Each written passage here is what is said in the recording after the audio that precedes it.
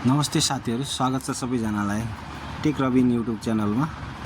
मेरो यो नयाँ युट्युब च्यानल हुनाले म आज यो युट्युब च्यानल मार्फत पहिलो भिडियो तपाईहरुमाझ राख्दै छु।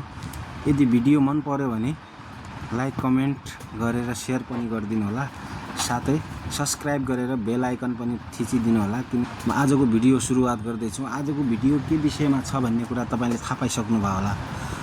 आज हामी एउटा सानो समस्या तर धेरैलाई समस्या परिराख्ने विषयको बारेमा एउटा भिडियो बनाउँदै छु।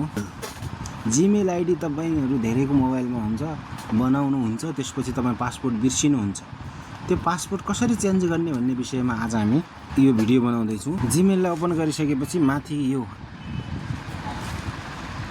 दायाँपट्टि छेउमा तपाईको कुन नामले तपाईको जीमेल आईडी छ त्यो जीमेल आईडी को सुरुको अक्षरबाट देखाउँछ अथवा फोटो देखाउँछ। त्यसमा ट्याप गर्नु होला। त्यसमा ट्याप गरिसकेपछि तपाईले कतिवटा जीमेल छ त्यो जम्मै जीमेलको लिस्ट देखाउँछ। तपाईकोमा एउटै छ भने एउटै देखाउँछ। यहाँ म्यानेज योर अकाउन्ट भन्ने छ, म्यानेज योर अकाउन्टमा जानु होला। अनि त्यसपछि स्क्रोल डाउन गरेर तल जानु होला। तल गुगल पासपोर्ट भन्ने एउटा अप्सन देखाउँछ, त्यो अप्सनमा क्लिक गर्नु होला। एकछिन टाइम लगाउँछ यसले। अप्सनमा आइसकेपछि यस्तो सर्फेस खुल्छ। त्यसपछि यसमा कन्टिन्यू गर्नु होला। त्यसपछि तपाईको मोबाइलको पिन पासपोर्ट के छ त्यो पासपोर्ट हान्नु होला, अथवा प्याटर्न पनि हुन सक्छ, प्याटर्न हान्नु होला।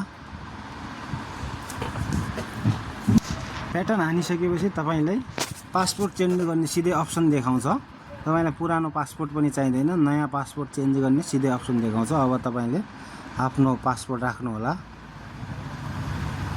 पासपोर्टलाई फेरि हान्नुपर्ने हुन्छ। त्यो हानिसकेपछि यहाँनिर तल चेन्ज पासपोर्ट भन्ने अप्सन आउँछ, त्यो अप्सनमा दबाउनु होला।